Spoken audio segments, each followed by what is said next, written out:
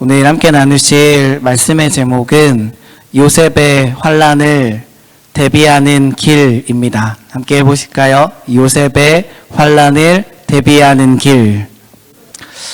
오늘 본문의 말씀인 아모스서 6장을 잘 이해하기 위해서는 당시의 시대상과 배경을 이해할 필요가 있습니다. 아모스 선지자는 북이스라엘에서 활동했던 선지자입니다. 이 아모스 선지자는 원래 직업은 목동이었어요. 양떼를 치고 또 뽕나무를 재배하는 그런 평범한 사람이었습니다. 그런데 어느 날 하나님께서 아모스 선지자에게 임하셔서 이스라엘의 멸망을 이야기하라고 선지자로 세워서 보내십니다. 이 아모스 선지자가 받은 말씀의 내용들은 그렇게 좋은 내용들이 없습니다. 아모스 선지자가 주변의 나라들과 이스라엘과 유다의 죄악들을 동일한 패턴으로 묘사를 하고 있는데 그 패턴은 에돔에게 서너 가지 죄가 있어로 시작합니다. 유다에게 서너 가지 죄가 있어 이렇게 시작합니다. 이 세네 가지 죄악은 모호한 숫자이고 가벼운 숫자처럼 들리지만 셋과 넷을 곱하면 12이 되고 셋과 넷을 더하면 7이기 때문에 그 안에 있는 완전한 죄악들을 하나님께서 징벌하시겠다라는 이야기를 합니다. 그래서 이 아모스 선지자는 하나님의 말씀을 가지고 이제 사람들에게, 특별히 당시에 있었던 지도자들에게 하나님의 예언의 말씀을 전합니다. 아모스 선지자가 살던 시절은 북이스라엘에는 남유다와 함께 나라가 잘 살고 번영이 있었던 시대입니다. 국가가 작은 국가지만 국력이 있었고 국방력도 되었고 외교력도 되었고 하나님만, 어떻게 보면 하나님의 말씀을 들은 아모스만 이스라엘과 유다가 망할 거라고 생각하고 있었습니다. 돈이 많았고 나라가 안정되어 있었고 국고에 또 사람들마다 평안하게 지냈기 때문에 오늘 본문의 말씀처럼 포악한 날이, 힘든 날이 멀다고 이야기하고 평안 가운데, 거짓 안식 가운데 거하고 있었던 때가 아모스 선지자가 활동하던 시대입니다. 이때는 주변의 강대국들과 이스라엘과의 관계가 좋았습니다. 그래서 이스라엘은 교역로의 역할을 하며 무역 관세들을 받고 나라의 부가가치를 높여갔습니다. 또한 이때에는 남유다와 북이스라엘이 관계가 좋았습니다. 표면으로는 좋았지만 둘은 나라가 나누어질 때에 종교적으로, 이념적으로 이미 갈라진 상태임을 우리는 기억했으면 좋겠습니다. 어찌되었든 아모스를 바라보며 지금의 상황을 바라보니 이것보다 더 똑같을 수는 없는 것 같습니다. 우리나라는 잘 사는 나라입니까? 잘 못 사는 나라입니까? 네, 우리나라는 잘 사는 나라입니다.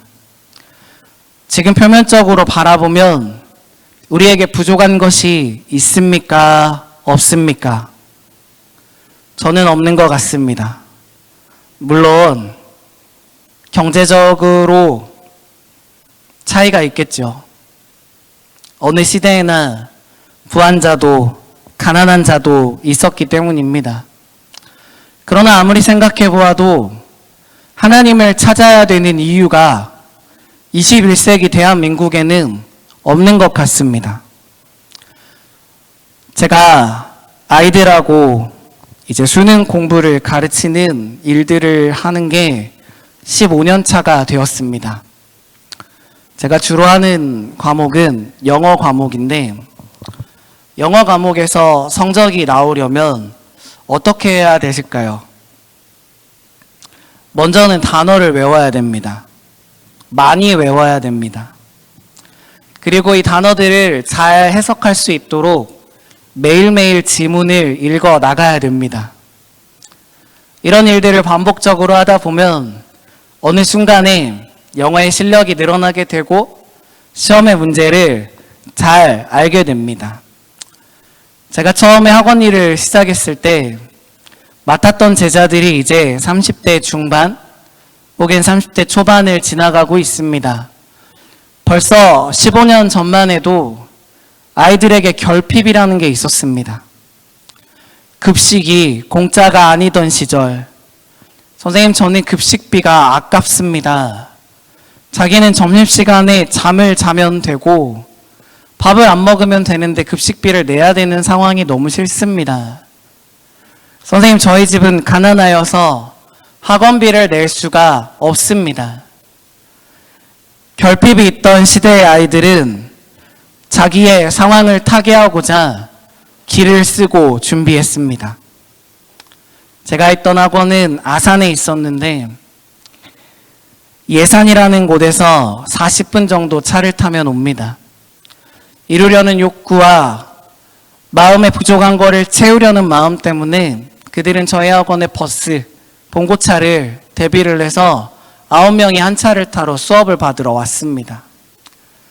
그러나 지금은 이렇게 열성적으로 공부하지 않습니다. 저는 여기에서 시대상을 바라봅니다. 우리 사랑하는 꿈터 친구들이 수요예배 나왔는데 이 아이들은 지금 아침 10시부터 밤 10시까지 공부하는 10to10이라는 프로그램을 진행하고 있습니다. 세상이 그렇습니다. 하나님이 어디에 필요하냐 하면 인간이 할 수 없는 영역 앞에서는 사람들은 모두 다 하나님을 찾습니다. 우리나라가 가난하고 잿더미밖에 없고 폐허밖에 없고 가진 거라고는 절망밖에 없었을 때 우리 민족은 하나님을 찾았습니다. 그러나 이 역사의 해석도 바로 되어야 합니다. 우리가 찾은 겁니까? 하나님이 대한민국을 부르신 것입니까? 저는 하나님이 대한민국을 불렀다고 생각합니다. 우리는 그것에 응답하였고 하나님의 말씀대로 한치의 의심 없이 하나님이 잿더미 가운데 나라가 서겠습니까? 그러면 기도하겠습니다. 라고 말했던 것이 우리나라의 근대사입니다. 아모스 선지자가 이제 하나님의 말씀을 가지고 먼저 주변에 있는 나라들에게 하나하나 경고합니다. 에도마, 아수르야, 블레셋아. 하나님을 알고 있었던 유다와 이스라엘에 대한 경고는 주변에 있었던 다른 나라의 경고들보다 그 길이가 3배가 넘습니다. 성경의 절로 3, 4절 가운데에 각 나라들의 죄악을 압축시켜 놨다면 유다와 이스라엘의 죄에 대한 열거는 2장이 넘습니다. 하나님이 원하시는 것은 하나님을 알던 자들이 예전과 같이 하나님과 관계를 회복하기를 원하시기 때문입니다. 말씀을 아는 자와 진리를 아는 자와 진리를 모르는 자, 하나님을 모르는 자는 하나님이 기대하는 바가 다릅니다. 오늘 이 시간에 여쭤보겠습니다. 하나님을 아십니까? 우리는 하나님 압니다.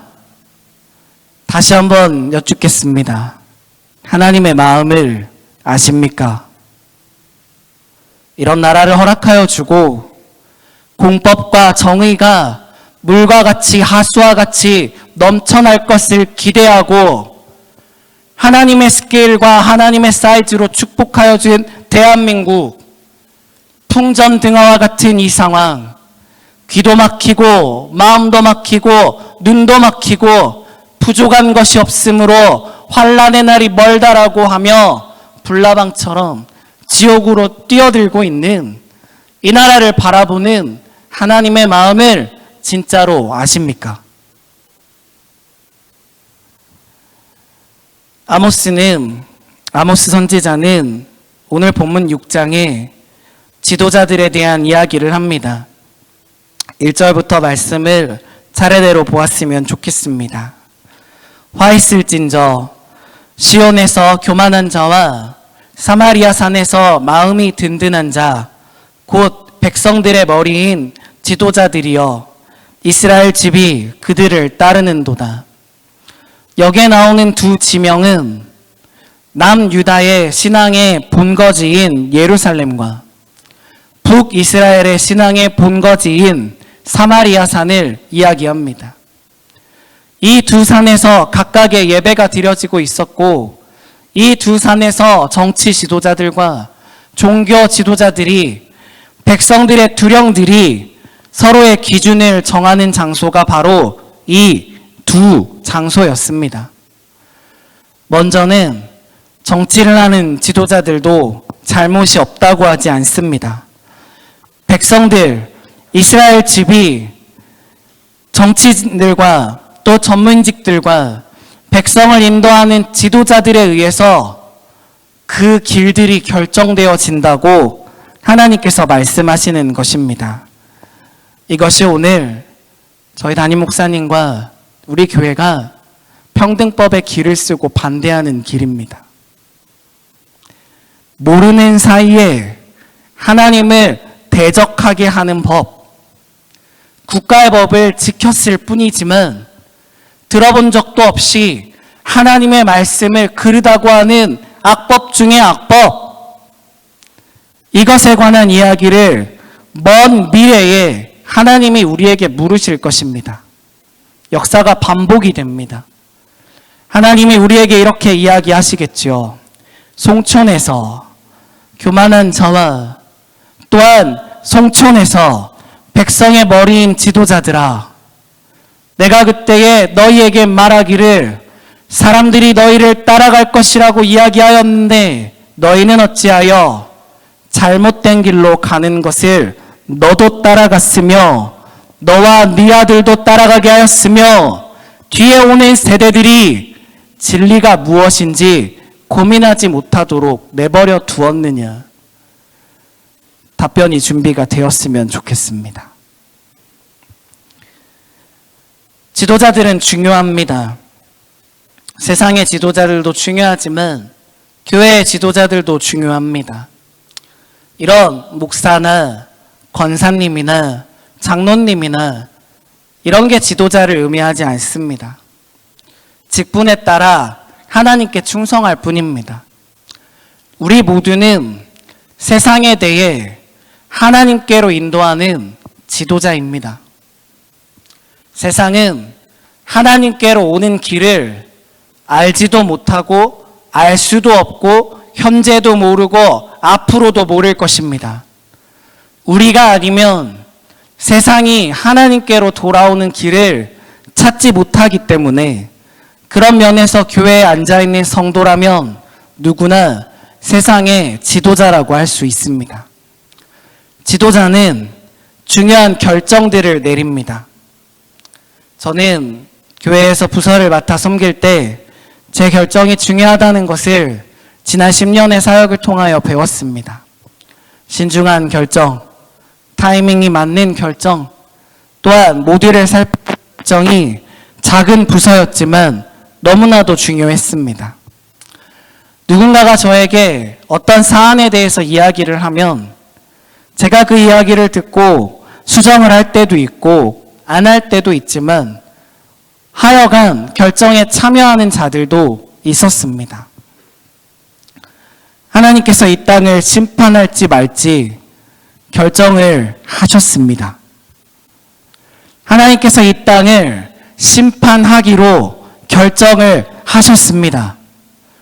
2000년 전에 십자가 사건 가운데에 그 심판이 선포되어졌고 하나님께서 우리에게 원하시는 것은 다시 오실 그날까지 심판을 면할 자들을 찾아 아버지께로 인도하여 내라 라고 하는 면에서 우리에게 결정권을 주신 것입니다. 우리의 삶을 돌아보기를 원합니다. 국가적인 재난 앞에 우리의 삶은 어떻습니까? 사절과 같지 않습니까?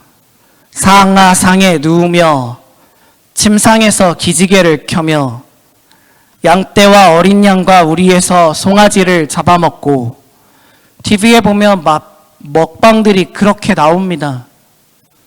도처에도 먹는 이야기,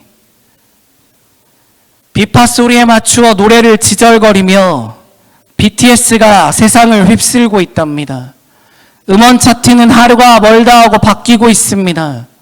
사람들이 문화를 향유하며 자기네들이 즐겁자고 많은 것들을 즐기고 있고 부유한 삶들을 살아가고 있습니다.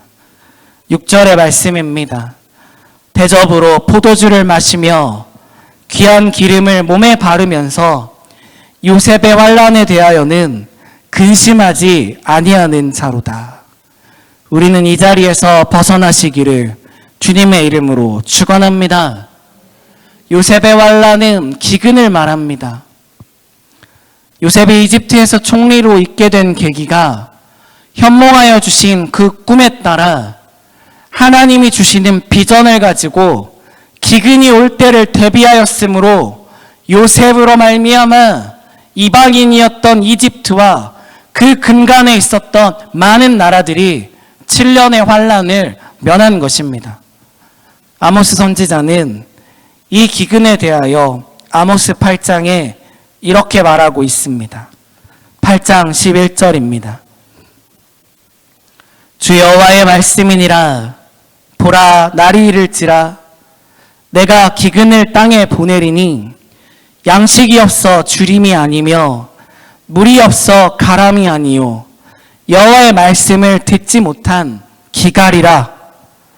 사람이 이 바다에서 저 바다까지 북쪽에서 동쪽까지 비틀거리며 여호와의 말씀을 구하려고 돌아다녀도 얻지 못하리니 그날에는 아름다운 처녀와 젊은 남자가 다 갈아여 쓰러지리라. 우리는 이 세대를 눈에 보고 있습니다. 혹시 여러분들 중에 유튜브 가운데 생명을 찾느라, 은혜를 주는 말씀을 찾느라 유튜브를 손에서 끊지 못하는 분들이 계십니까? 북쪽을 향하여 끝까지 가도 하나님의 말씀은 기갈을 해갈할 만한 물을 얻지 못한다고 말합니다. 혹시 여러분은 교회 밖에서 선포되어지는 다른 복음에 목이 메어 있습니까? 강단의 메시지가 날마다 똑같다고, 구역 예배의 말씀이 날마다 똑같다고, 거기서 거기라고 새로운 것들을 찾아 멀리 온라인상에 위험한 항해를 하고 계시지는 않습니까? 하나님의 말씀이 응하여지는 것입니다. 요셉의 환란의 때를 준비한다는 것은 성령 하나님께서 내 안에서 생수의 강을 터뜨려 주는 것을 의미합니다. 요셉의 환란을 준비한다는 것은 내 안에서 나오는 샘으로 말미암아 내 옆에 기갈한 자를 먹이는 것을 합니다. 깨어나셔야 됩니다. 유튜브가 말하는 대로 생각하시면 안 됩니다. 미디어가 말하는 대로 생각하시면 안 됩니다. 말씀 보고 기도하고 모이고 예배하는 이 자리에 나와 성령께서 내 안에 닫힌 샘을 터쳐주도록 기다릴 때에 마침내 하나님께서 생수의 강을 우리 가운데 터쳐줄 줄로 압니다. 디모데후서 말씀에는 이런 말씀들이 기록되어 있습니다. 디모데후서 3장 5절의 말씀입니다. 마지막 때에 대한 묘사입니다. 경건의 모양은 있으나 경건의 능력은 부인하니 이 같은 자들에서 내가 돌아서라. 현대적으로 이야기하면 예배의 자리에 앉아 있으나 입으로는 예수를 믿는다고 하나 술 냄새, 담배 냄새가 안 난다고는 하나 입에 교회에서 말하는 경건의 흉내는 내기는 하나 경건의 능력을 부인하니까 그런 자들에게서 멀어지라고 말합니다. 여러분 어디에 서 계십니까? 경건의 능력을 인정하는 자는 기도합니다. 경건의 능력을 인정하는 자는 말씀 봅니다. 기도하지 않는데 무슨 응답이 있겠습니까? 말씀을 보지 않는데 무슨 분별력이 있겠습니까? 기도하지도 말씀도 보지 않는데 무슨 능이 나가겠습니까? 21세기 나라가 이렇게 발전하고 안 되는 게 없는 것 같은 시대에도 구원의 문제는 말씀과 기도 말고 답이 없습니다. 누가 여러분들어 시대가 이러하니 모이기를 패하자 조용히 돌아서십시오. 경건의 능력을 부인하는 자들입니다. 누가 여러분들어 시대가 이러한데 말씀이 지천에 넘쳐나고 아무 때나 유튜브를 켜면 예배할 수 있는데 구태여 뭐하러 교회까지 가냐 이렇게 말하거든 조용히 돌아서십시오. 우리는 하나님의 방법대로 요셉의 환난을 준비하고 예비할 것입니다. 우리는 그 자리에 서 있을 것입니다. 저와 여러분은 절대로 목말라서 안 됩니다. 예수님 오는 그날까지 생수의 강에서 쉼없이 솟아나는 복음의 말씀으로 북쪽에서 남쪽까지 동쪽에서 서쪽까지 기갈하여 비틀비틀거리는 이 세대 가운데 명확하고 정확한 복음을 던져 주어야 합니다. 제가 아이들 이야기를 한 번 더 하고 설교를 마치려고 합니다. 학교 다닌 지가 오래되셨습니다. 저도 오래됐습니다. 20년이 넘었습니다. 고등학교를 졸업한 지. 학교 때 보면 공부를 하는 친구들도 있고 안 하는 친구들도 있습니다. 지금 드리려는 말씀은 공부를 하는 친구들에 대한 이야기입니다.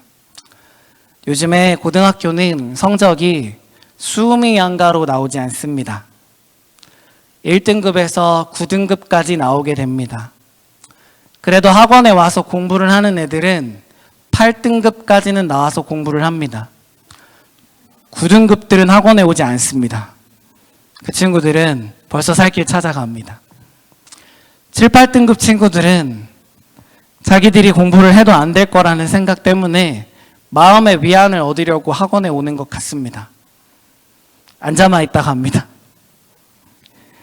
제가 제일 안타깝고 사랑하는 등급은 3, 4, 5등급입니다. 6등급까지. 우리 공부를 해본 친구들은 알겠지만 5, 6등급이 4등급이 되는 게 쉬운 일이 아닙니다.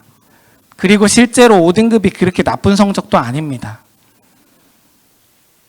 이 아이들이 등급 하나를 올리기 위해 3등급에서 2등급으로 들어가서 서울에 한번 대학교를 가보겠다고 얘네가 공부를 하는 양이 하루에 14시간이 넘습니다. 그러고 나면 한 6개월쯤 지나서 등급이 하나 올라갑니다. 이게 뭐라고? 여러분의 신앙의 등급은 어디입니까? 앉아만 계십니까? 하나님이 성적표를 가지고 말씀과 기도로 한번 평가해보자. 어디에 있느냐? 모르긴 몰라도 마음에 찔림이 있으시다면 절박하고 절실한 마음으로 신앙의 등급 한번 올리고자 신앙의 올인 한번 해봤으면 좋겠습니다. 이 땅 하나님 버리십니다. 이 땅에 있는 것 모든 것들 하나님이 마지막 때가 되면 체질에 불듯이 불타서 없애버릴 것에 소망 두지 말고 영원한 나라 다시 오실 우리 왕 그 하나님의 길을 목숨 다하여서 준비 한번 해봤으면 좋겠습니다. 멋지지 않습니까? 너의 주인이 누구냐? 나의 주인은 창조주다. 멋지지 않습니까? 네가 오늘 무엇을 하느냐? 나는 우리 대장님이 오시는 길을 준비한다. 멋지지 않습니까? 이런 자들을 세상이 능히 이길 수가 없는 것입니다. 이제 여름이 되고요. 가을이 오면 어떤 일들이 있을지 잘 모르겠습니다. 대선도 다가오고 코로나를 한 치 앞도 예측할 수도 없고요. 대전에도 지침이 3단계로 올라갔습니다. 제가 저희 신대원 동기들하고 있는 단톡방이 처참합니다. 그래도 젊은 사역자들이지만 깨어 있어서 이러면 안 된다고 생각은 하는데 힘이 없어요. 4단계가 됐는데 어떻게 하면 좋겠냐. 그 마음을 가늠할 수조차 저는 없습니다. 근데 더 웃긴 건 이게 뭐 대수라고요. 이게 뭐 대수라고요. 이때가 지나가길 기대하고 우리 하나님이 타개해 줄 걸 기대하고 요셉의 환난 날에 샘을 터뜨려 줄 걸 기대하고 있는 자리에서 할 수 있는 거 하는 거죠. 말씀 보고 기도하고 예배 오고 전도하고 여기 뭐가 있어요? 저 여러분은 평범한 일상 가운데 부족함이 없다 할지라도 여전히 내 삶 가운데 하나님 아니면 안 된다는 마음 붙들고 환난의 날을 대비하는 저와 여러분이 되시기를 주님의 이름으로 소망합니다.